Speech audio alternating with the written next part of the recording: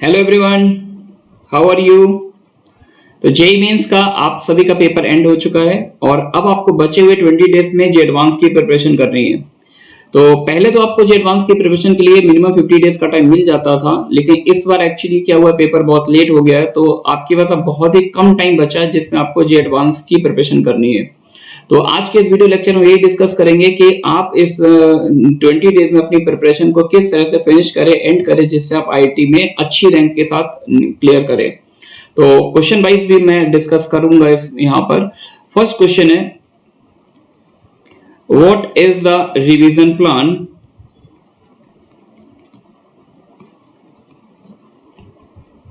For JEE Advanced 2020। तो revision plan क्या होना चाहिए।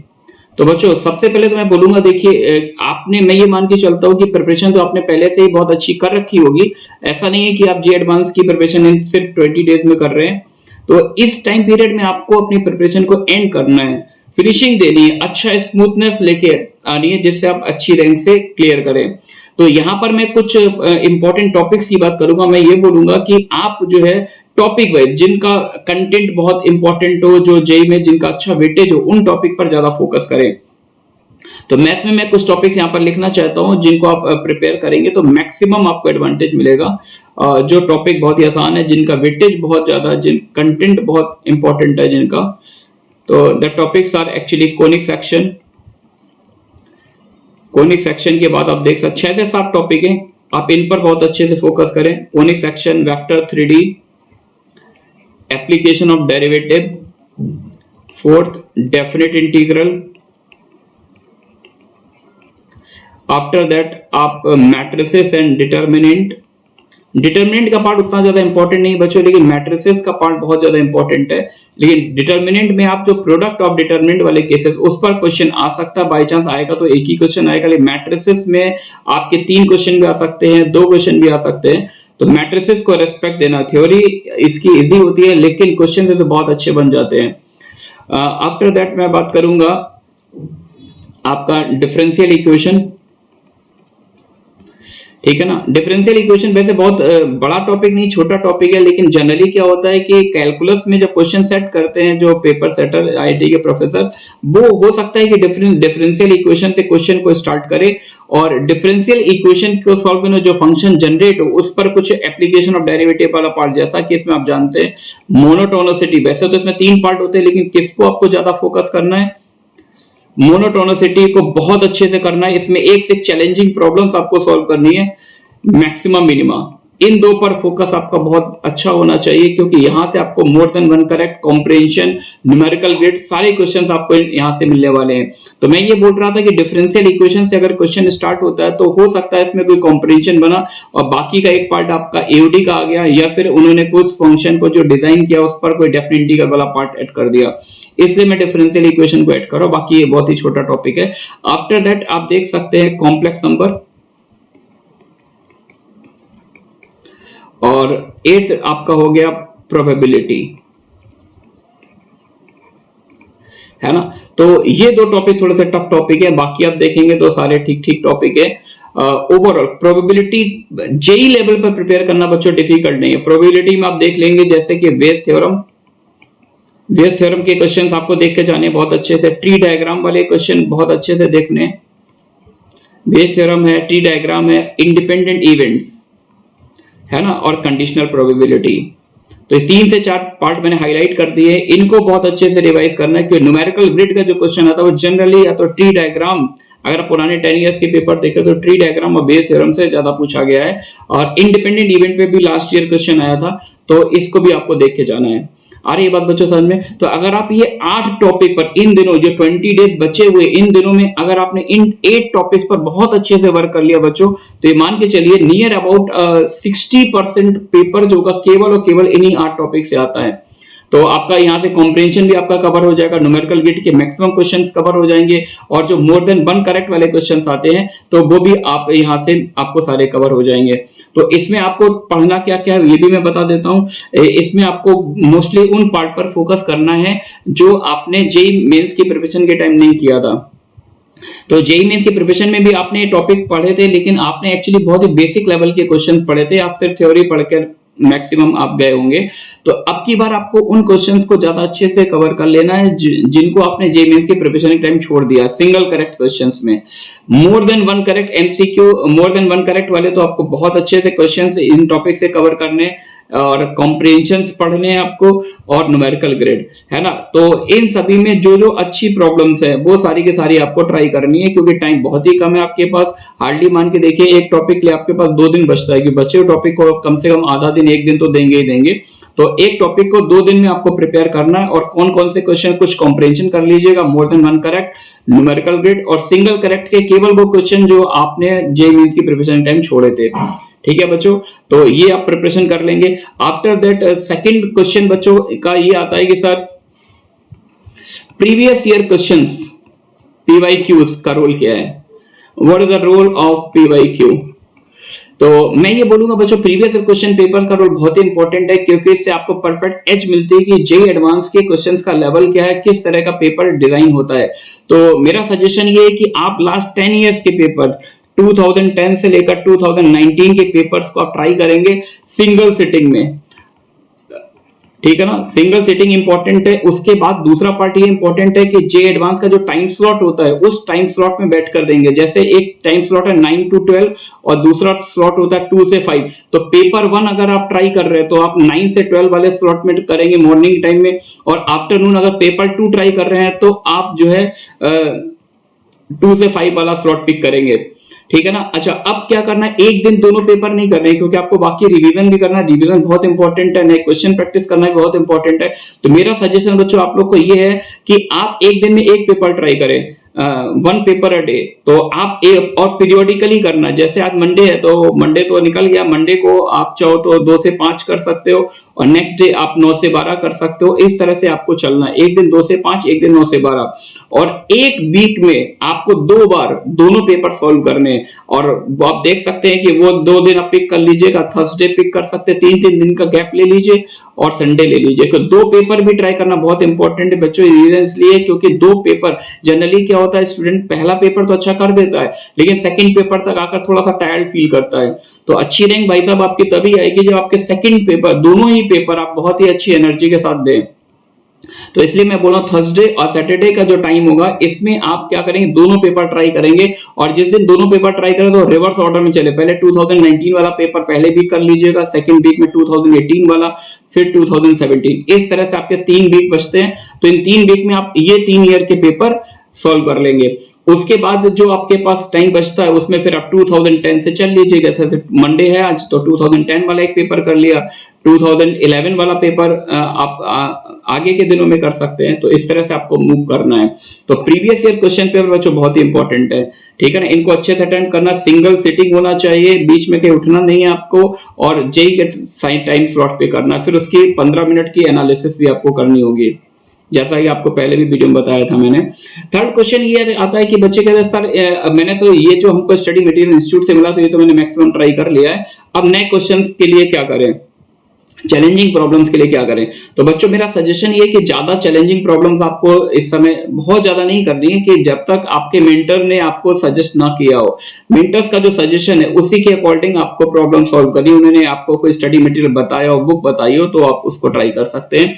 और मैथ्स की जहां तक बात है तो इन दोनों एक्चुअली मैं वीडियोस बना रहा हूँ चैलेंजिंग प्रॉब्लम्स पर, अच्छी प्रॉब्लम्स पर। तो आप मैथ्स में तो आप चाहे तो चॉइस है आपकी, आपकी प्रिपरेशन अगर अच्छी है, आपका टाइम बचता है तो आप उन वीडियोस पर जा सकते हो। उसमें कुछ एवरेज लेवल की प्रॉब्लम होंगी और कुछ नेशनल और इंटरनेशनल लेवल की प्रॉब्लम्स भी आपको मिल जाएंगी, ठीक है बच्चों। और फोर्थ पॉइंट आता है कि पेपर को अटेम्प्ट करने का मैनर क्या होगा, ये भी बहुत ही इंपॉर्टेंट है, क्योंकि सीक्वेंसिंग का रोल इंपॉर्टेंट है। तो पेपर के सीक्वेंस में बच्चों मैं बोलूंगा सबसे पहले आपको केमिस्ट्री अटेम्प्ट कर लेना है मिनिमम टाइम में, और टाइम भी 35 से 40 मिनट के बियॉन्ड नहीं जाना है। उसके बाद सेकंड चॉइस आपको रखनी है फिजिक्स या केमिस्ट्री, डिपेंड करता है कि पेपर आपका फिजिक्स का ज्यादा इजी है, मैथ्स का ज्यादा इजी है, या फिर आपकी पर्टिकुलर एफिनिटी के सब्जेक्ट के साथ है। आपको लग रहा है मैथ्स स्ट्रांग है आपका और मैथ्स का पेपर इजी आया तो आप मैथ्स पर भी जा सकते हैं, और थर्ड चॉइस फिजिक्स दे सकते हैं। इनकेस फिजिक्स का पेपर इजी है, फिजिक्स आपका अच्छा, तो फिजिक्स को सेकंड चॉइस पर। ये प्लानिंग फ्लेक्सिबल होनी चाहिए फिजिक्स और मैथ्स वाली। 90% मान के चलिए आपको केमिस्ट्री पहले टाइम में ट्राई करना और 40 मिनट के अंदर मैक्सिमम पार्ट इसका दी एंड कर देना है। और फिजिक्स और मैथ्स में आपको 50-50 मिनट का टाइम स्लॉट देना, ध्यान रखिए, क्योंकि ऐसा ना हो कि एक फिजिक्स करते करते आपने 1 घंटे 10-20 मिनट लगा दिया और मैथ्स को आपको पढ़ने का भी टाइम नहीं मिला और मैथ्स का पेपर इजी था और इसमें आता हुआ कंपटीशन आपका छूट गया। ठीक है बच्चों, 50-50 मिनट स्लॉट दे दिया। अब बचा हुआ टाइम कितना, 10 minute plus 10 minute plus 20 minute, 40 minute का जो स्लॉट बचा है, इस 40 मिनट के स्लॉट में आपको क्या करना है, इस पूरे पेपर को, तीनों सब्जेक्ट को एक बार फिर रीअटेम्प्ट कर लेना है, उन क्वेश्चन को दोबारा देख लेना है जिसको फर्स्ट अटेम्प्ट में आपने छोड़ दिया था, या जो आप गेस वर्क करके क्वेश्चन सॉल्व करते हैं ऑप्शंस एलिमिनेशन से, है ना। तो जो आप लगाते हो ना स्टूडेंट अप्रोच जिसको अपन बोलते हैं, तो ऑप्शन एलिमिनेट करके भी आप गैस वर्क करके ईश्वर को याद करके जो आंसर नहीं देते हैं, तो वो वाला काम भी आप यहाँ पर कर सकते हैं। ठीक है बच्चों, तो ये सारे पॉइंट हो गए पेपर को अटेम्प्ट करने वाले। अब इसके बाद मैं बात करता हूँ यार इन दिनों क्या करना है और क्या नहीं करना है, डूज एंड डोंट्स। तो सबसे पहला पॉइंट तो यार हमारा ये है कि आपको कम से कम 12 आवर्स पढ़ना है हर दिन। आपको कम से कम आपके जो सेल्फ स्टडी का टाइम होना चाहिए वो 12 घंटे होना चाहिए, और इस 12 घंटे को आप 4-4 घंटे के 3 स्लॉट में डिवाइड कर दीजिए। 4 hours chemistry, 4 hour physics, 4 hour maths, है ना। तो केमिस्ट्री मॉर्निंग टाइम में जब आप उठते हैं तो सबसे पहले केमिस्ट्री पढ़ लीजिए, क्योंकि मॉर्निंग में एक्चुअली एनर्जी कंसंट्रेशन ज्यादा होता है, तो केमिस्ट्री पढ़ लीजिए। जब ब्रेन आपका थोड़ा सा खुल जाए, दिमाग काम करने लगे, तो उसके बाद मैथ्स पढ़ सकते हैं। और इवनिंग के टाइम में, इवनिंग में 6 बजे के बाद, 7 बजे के बाद वो आप फिजिक्स पढ़ सकते हैं। तो 12 घंटे पढ़ने का टाइम निकालना, 3 घंटे के एक पेपर आपको सॉल्व करना, तो मान लीजिए 14-15 आवर्स आपको पर डे निकालना है। ठीक है ना। सेकंड पार्ट यार ये है कि आपको लेट नाइट जो स्टडी है उसको अवॉइड करना है, क्योंकि इन दिनों आपको अपनी स्लीपिंग साइकिल को बच्चों बिल्कुल मेंटेन करना है, बहुत इंपॉर्टेंट है। और 6 घंटे मिनिमम 6 आवर्स की आपको नींद लेनी है, बहुत ही प्यारी डिसेंट सी, बिल्कुल जब आप उठे तो आपका माइंड बिल्कुल फ्रेश हो, जैसे आपकी प्रोडक्टिविटी, आपकी इफिशियंसी, आपकी स्ट्रेंथ, हर तरह से आपको वर्क करना है। क्योंकि अगर आपकी स्ट्रेंथ, आपकी इफिशियंसी अच्छी नहीं होगी तो सेकंड पेपर में कहीं ना कहीं जाकर हम थकान सा फील करने लगते हैं, हमारा वो रिजल्ट नहीं आ पाता जो हमारा फर्स्ट पेपर में आता है।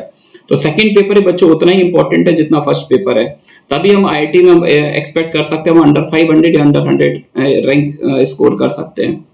ठीक है ना। तो लेट नाइट स्टडी बिल्कुल अवॉइड करना है आपको, समझ गए क्या। अब लेट नाइट स्टडी अगर आप अवॉइड कर रहे हैं तो उसके साथ मैं एक पॉइंट और भी बोलूंगा कि डे स्लीपिंग को भी बिल्कुल अवॉइड करना है, क्योंकि ये जो आपका जो एडवांस का जो टाइमिंग है वो 9 से 12, 2 से 5 बच्चों, तो बिल्कुल भी आपके पास टाइम नहीं बचता कि आप मॉर्निंग आफ्टरनून आप थोड़ा सा भी टाइम निकाले। कि अगर आपने अभी दिन में सोने की आदत बना ली तो मान के चलिए पेपर सेकंड में आपकी इफिशियंसी उतनी अच्छी नहीं रहेगी जितनी अच्छी होनी चाहिए थी। तो डे स्लीपिंग को ही अवॉइड कर देना है। अच्छा, अब बात आती है कि कुछ बच्चे जिनकी प्रिपरेशन बहुत ज्यादा अच्छी नहीं है और थोड़ा सा डिप्रेस फील कर रहे हैं, तो मैं ये बोल रहा हूं कि अगर आप 40 से 45% पेपर भी जे एडवांस का करेक्टली बिल्कुल अच्छे से सॉल्व कर लिया, तो भी आप मान के चलिए कि 6000 से 8000 के बीच रैंक ला सकते हैं। समझ आया क्या। 40% में भी यार आप आईआईटीएन बन सकते हो, आपका ड्रीम फुलफिल हो सकता है। आपने जो सोचा था मेरे को आईआईटीएन बनना है,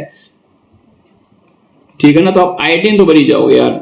समझ में आया क्या। बस ये कि 6000 से 8000 के आसपास कोई रैंक आ जाए, क्योंकि ठीक ठाक आपको आईआईटी बीएचयू, आईआईटी धनबाद या आईआईटी गांधीनगर वगैरह ऐसा कुछ मिल जाएगा आपको।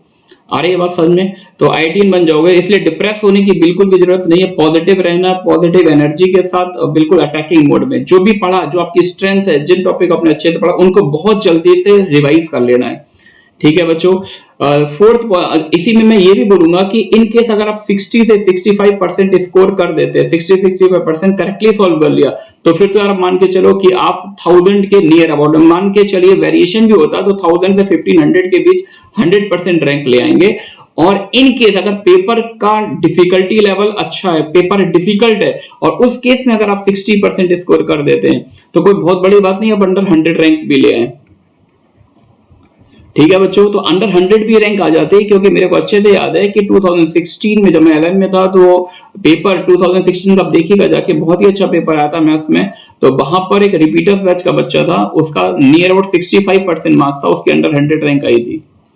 तो डिफिकल्टी लेवल पर भी डिपेंड करता है, रिलेटिव एक्चुअली ये परफॉर्मेंस होती है कि आपके साथ वालों का कैसा हुआ।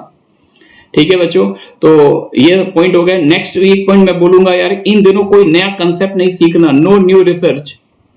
जो पढ़ा है केवल उसी को आपको अच्छे से रिवाइज करना है, कोई नई रिसर्च, कोई नई थ्योरम, नया फॉर्मूला बिल्कुल भी नहीं पढ़ना है, अनलेस अनटिल आपके मेंटर ने आपको सजेस्ट ना किया हो।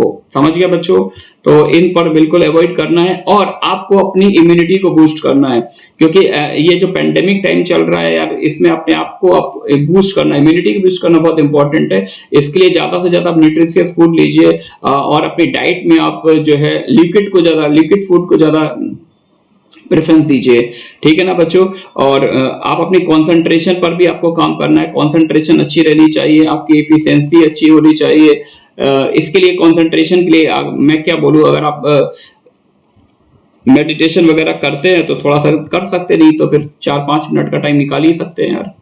ठीक है ना बच्चों, तो कंसंट्रेशन आपकी अच्छी रहे, एफिशिएंसी अच्छी रहे, इम्यूनिटी पर आपको वर्क करना है। और जो फाइनली जो मैंने बोला था, पेपर से एक दिन पहले बिल्कुल भी कोई टेंशन नहीं लेनी है। पेपर से आप मान के चलिए 27 सितंबर को आपका पेपर है, तो आपको 26 की इवनिंग में बच्चों बिल्कुल प्रिपरेशन बंद कर देनी है और बिल्कुल नहीं से बिल्कुल रिलैक्स माइंड से आपको पेपर देने जाना है। 26 की इवनिंग में बिल्कुल नहीं सोचना है कि कल क्या होने जा रहा है। आप मान के देखिए आपने हार्ड वर्क किया है, विन तो आप ही करोगे, ये मान के जाना है। समझ गए क्या?